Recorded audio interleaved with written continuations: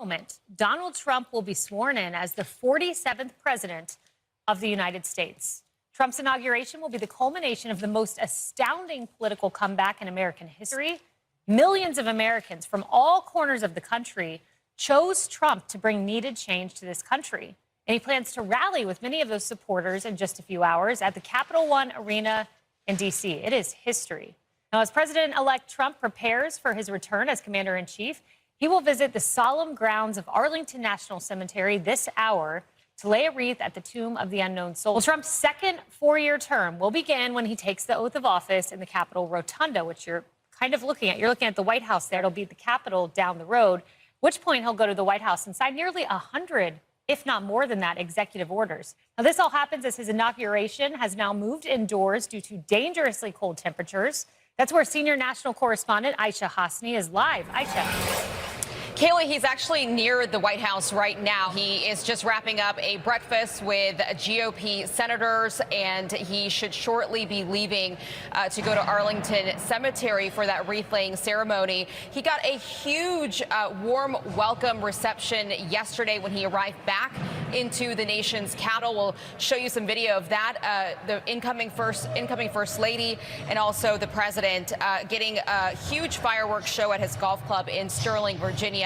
The couple was surrounded with family, friends, and it was really a star-studded event. Now, we are keeping a close eye on the Capitol Rotunda and really who's going to get to be inside when the president is sworn into office. Only about 600 people will be seated there. That is the capacity right now for the Capitol Rotunda. Preparations are underway, and a part of the reason is because of that stage that you see. It eats up about a quarter of the room right there, so space is tight. There has been some frustration amongst offices here on Capitol Hill about who gets to go. Some embassies as well wondering about their diplomats. Will they get to go? Members are wondering about their spouses. I am told that only those with the tickets to the presidential platform when it was supposed to be outside, and also members of Congress, those are the only people that will be allowed inside that room. And remember, Trump also invited those tech giants like Elon Musk, Jeff Bezos, Mark Zuckerberg, and so on. So we will probably see those folks sit in there as well. So many supporters are in town. The Trump team is offering them a viewing party tomorrow at Capital One Arena. There is already a line outside for blocks for that victory rally in just a few hours. Capacity there, just about 20,000 people. Kaylee, I've been talking to so many of these Trump supporters who had a ticket. They were going to be outside. They were going to be able to see the president in person, and now they won't. They tell me that they are not going home. They're still going to be here. They're trying to find a bar or some place to go watch it live on TV. Kaylee. That is the greatest political movement, perhaps, in history. They always show up, Aisha. Thank you very much. Yes, they do. Got it. All right, Larry, you know, when you think about this, it really is the greatest comeback in American history. And, you know, a lot of people said Trump could never do this. And he didn't just do it. He did it in a stunning fashion, winning the popular vote, first Republican in 20 years, greatest raw vote total of any Republican. And you think about the challenges he overcame, like the bullet that grazed past his ear in Butler, Pennsylvania, the mugshot, and now that triumphant portrait that he has as he's about to become the 47th president of the United States. By the way, I think that the point of view that he has made several times, that he was spared for a reason, is very significant in terms of his whole approach to this second term as president. And I think that's really a very important thing. Look, this is a remarkable comeback, as you say. I believe it is the greatest comeback in political history. He did it on the basis of messaging. Okay, and so much of the mainstream left media refused to listen to the messaging. They want to talk about J6, or they want to talk about the weaponization of lawfare. He did it a messaging to build a working class coalition based on income rather than race or identities. He was able to pull together blacks, Hispanics, young, women for that matter. It was a working class coalition, blue collar workers, unions. And here's the thing.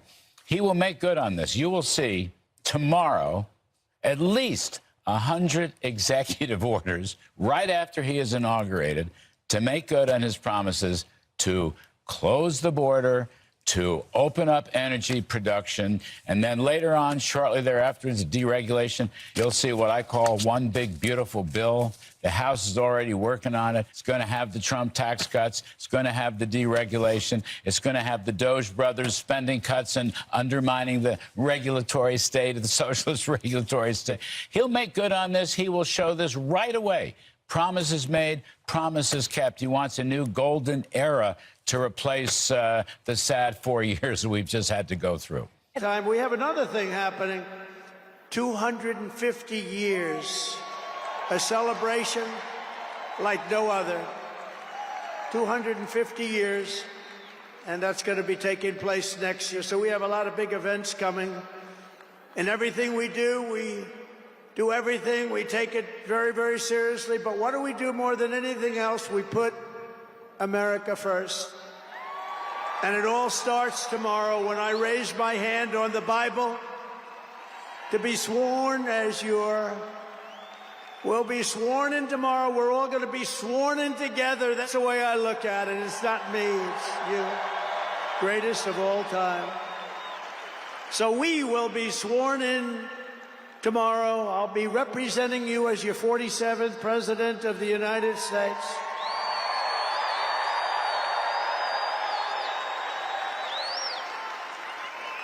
And just in conclusion, together, we're going to cut your taxes, end inflation, slash your prices, getting them back down, raise your wages, and bring thousands of factories back to the USA, right where they belong, and that'll be done through tariffs and smart policy.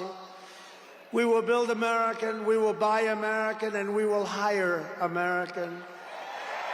I will end the war in Ukraine, I will stop the chaos in the Middle East, and I will prevent World War III from happening, and you have no idea how close we are. We will crush violent crime in our cities and give our police the support, protection, resources, and respect they so dearly deserve. We will strengthen and modernize our military again. We did it. We rebuilt our entire military. And then they gave billions and billions of dollars of it to, you remember, to the Taliban. They gave it to the Taliban. They gave our military equipment, a big chunk of it, to the enemy. Do you know that we pay billions of dollars a year? Do you know this? Does anyone know this? To Afghanistan? Do you know that? And I say, if we're going to pay billions of dollars a year, tell them we're not going to give them the money unless they give back our military equipment that these poor, stupid people allowed for them to have. So we'll give them a couple of bucks. We want the military equipment back. We will rebuild our once great cities, including our capital in Washington, D.C., making them safe, clean, and beautiful again. And we want to make this city again safe. We don't want people coming to Washington and getting mugged, shot, killed. We're going to stop it. Law enforcement, and they have very good police here, but they have to be allowed to do their job. We're going to stop it. We're going to beautify it. We're going to make it the most beautiful capital in the world. We will teach our children to love our country, to honor our history, and to always respect our great American flag. And we will get critical race theory and transgender insanity the hell out of our schools.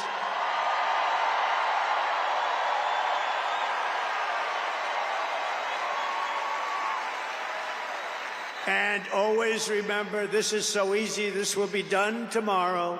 We will keep men out of women's sports. It's over. I will defend religious liberty. I will restore free speech. And I will defend the right to keep and bear arms. We're going to defend that. After years of building up foreign nations, defending foreign borders, and protecting foreign lands, we are finally going to build up our country, defend our borders, and protect our citizens. And we will stop illegal immigration once and for all. We will not be invaded. We will not be occupied. We will not be overrun. We will not be conquered. We will be a free and proud nation once again, and that will take place tomorrow at 12 o'clock,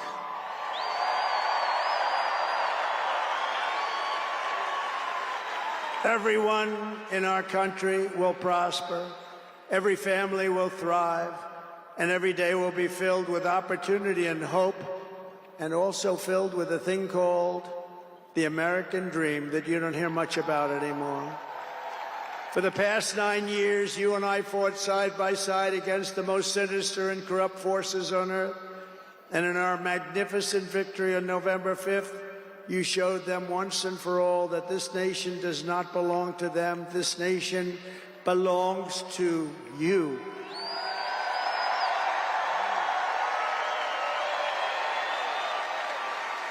From New York to Los Angeles, from Philadelphia to Phoenix, from Chicago to Miami, and from Houston to right here in Washington, D.C. Our country was won and built by generations of patriots who gave everything they had for our rights and for our freedom. They were farmers and soldiers, cowboys and factory workers, steel workers, coal miners, police officers, and pioneers who pushed onward, marched forward, and let no obstacle stand in their path. Nothing could get in their way. Together they laid down the railroads, raised up the skyscrapers, built the great highways, won 2 world wars, defeated fascism and communism, and launched American astronauts to the moon. It was hardworking patriots like you who built this country, and 75 days ago on November 5th, it was hardworking patriots like you who saved our country. You saved our country. Now, after all we have been through together, we stand on the verge of the 4 greatest years in American history. With your help, we will restore America's promise, and we will rebuild the nation that we all love so much. We are one people, one family, and one glorious nation under God. We will never give in. We will never give up. We will never back down, and we will never, ever, ever, ever surrender. We will fight, fight, fight, and we will win, win, win. And together, we will make America powerful again. We will make America wealthy again. We will make America healthy again. We will make America strong again. We will make America proud again. We will make America safe again. And we will make America great again. Thank you very much.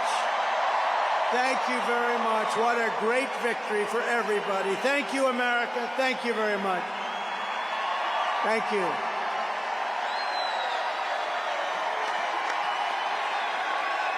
Senator, at the same time, you've got President Biden basically, I mean, doing everything he can to make things harder for President Trump as he comes in from, you know, I mean, selling the border wall materials for cents on the dollar to making trade deals. I want to get your take on this Journal op-ed, Biden's Midnight Trade Sabotage, something that you've been zeroing in on. I've absolutely been zeroed in on this, Maria. It's an absolute shame what Joe Biden is willing to do. So much for a smooth transition. He's trying to make it as difficult as possible, not only for the incoming Trump administration, but for the American economy and for the private sector. And whether it's, you know, banning our ability to, you know, have gas water heaters or, you know, barring lands that can be used for exploration, or freeing criminals without any sort of concern for the families who've been forever scarred and marred by what they've done. Joe Biden is taking every opportunity to wage war on the American economy and on the private sector. So in this case, you've got Vulcan Materials, an iconic American company that has used American dollars to build a massive quarry operation and a deep water port for decades they've been operating. What America needs to do is stand up for its private sector. What Mexico has done is stepped in and stolen this property. It's expropriated it. And what the Biden administration is doing here at the 11th hour is trying to hand this over to Mexico. It's amazing that they would let the Mexican government come in and expropriate a strategic deep water port. They're certain if Mexico is able to get this for nothing, it will become, for sale to the highest bidder. It could be a crown jewel in China's Belt and Road. If you think about the criticality of the stone that comes from that port, we rely on this in the entirety of the southeastern United States to build our infrastructure. What Biden wants to do is allow Vulcan materials to be crushed by the Mexican government, again, with impunity. This type of thing at the 11th hour just underscores the fact that this administration and the radical left believe in central government control of every asset.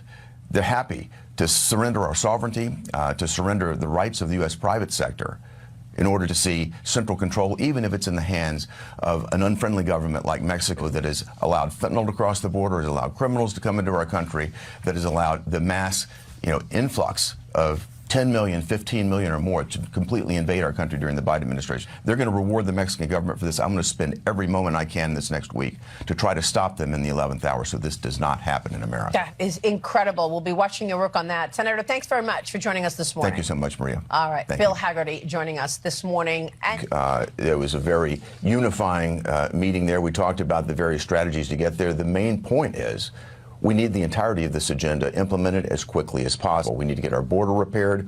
We need to get back into the energy business. We need to extend the tax cuts so that we don't see the most massive tax hike in history.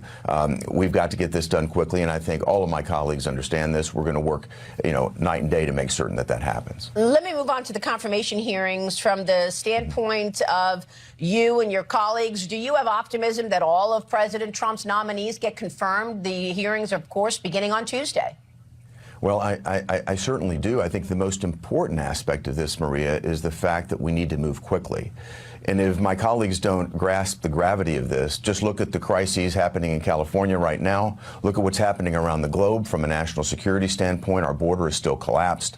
We have very urgent crises that have to be dealt with. President Trump needs his cabinet in place right now. So my greatest concern is that the Democrats don't use procedural opportunities to slow us down. We need to be moving quickly.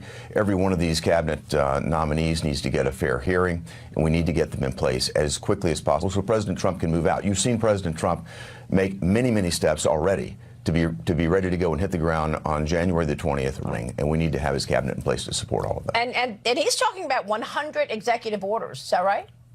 Yes, I've heard that, and maybe more, Maria. I would not be surprised at all to see even more. And there are a number of things he can do with executive orders right away, for example, to deal with the crisis at the southern border. But we need legislative action as well to help fund these activities, to make certain that he's got every arrow in his quiver that's available to make certain that we get America safe again, we bring crime down, we get our economy moving full bore, and we get back into the energy business.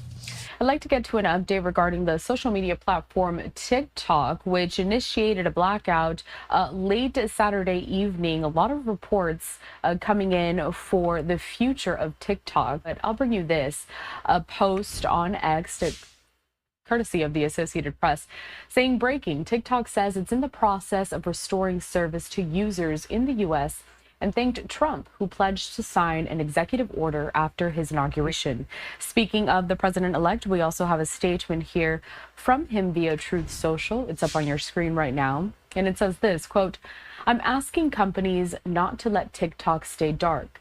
I will issue an executive order on Monday to extend the period of time before the law's prohibitions take effect so that we can make a deal to protect our national security. The order will also confirm that there will be no liability for any company that helped keep TikTok from going dark before my order. Americans deserve to see our exciting inauguration on Monday, as well as other events and conversations." And also this post on X from a TikTok policy. So it's a little cut off, but I'll read it to you in full. It says, "In agreement with our service providers, TikTok is in the process of restoring service. We thank President Trump for providing the necessary clarity and assurance to our service providers that they will face no penalties providing TikTok to over 170 million Americans and allowing over 7 million small businesses to thrive.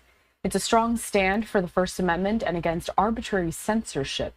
We will work with President Trump on a long-term solution that keeps TikTok in the United States." Have some breaking news right here where the 3 Israeli hostages have been released by Hamas. This is a live look at some Israel Defense Forces helicopters right there. This is in Israel, and we have learned just moments ago that, in fact, the 3 Israeli hostages were transferred. This is a social media post from Israel Defense Forces saying, quote, according to information received from the Red Cross, 3 Israeli hostages were transferred to the Red Cross, and they are on their way toward IDF and ISA forces in Gaza. Meanwhile, we did want to share this live look with you as many individuals here in Israel anxiously awaiting the arrival of the 3 Israeli hostages. This is a live look right here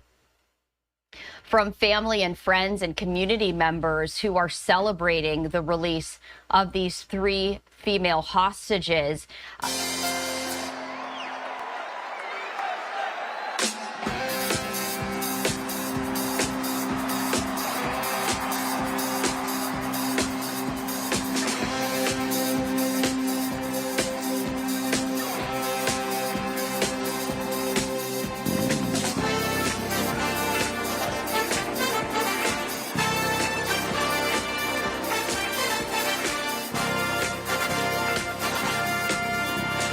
Young man, there's no need to feel down. I said, young man, pick yourself off the ground. I said, young man, cause you're living in town. There's no need to be unhappy. Young man, there's a place you can go. I said, young man, when you're short on your dough, you can stay there. And I'm sure you will find many ways to have a good time. Come on, everybody. It's fun to stay at the YMCA.